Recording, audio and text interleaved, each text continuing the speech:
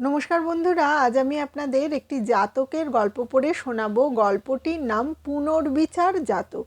পুরাকালে বারাণসীর রাজা ব্রহ্মদত্তর সময় বোধিসত্ত্ব বিচারকের পদে নিযুক্ত ছিলেন। একদিন রাজপুরোহিত রথে করে তার ভোগগ্রামে যাচ্ছিলেন। পথে উল্টো দিক হতে একটি গাড়ি আসছিল।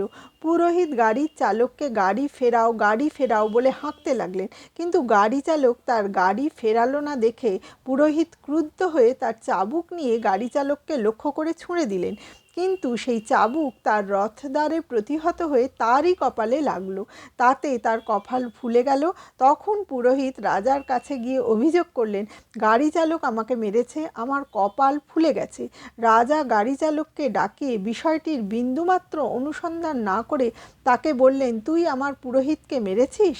এই বলে তিনি আদেশ দিলেন, ওই গাড়ির সর্বস্ব নিয়ে রাজভাণ্ডারে এনে দাও। রাজার এই আদেশ শুনে বোধিসত্ত্ব বললেন, মহারাজ, আপনি প্রকৃত ব্যাপার অনুসন্ধান না করে বেচারি গাড়ি চালকের সর্বস্ব হরণের আদেশ করলেন। অনেক সময় দেখা যায় লোকে নিজেকে নিজে আঘাত করে অপরের নামে দোষ দেয়। সেই জন্য রাজাদের উচিত সব কিছু ভালোভাবে খুঁটিয়ে জেনে বিচার করা। বোধিসত্ত্বের কথা শুনে রাজা নিজের ভুল বুঝতে পারলেন।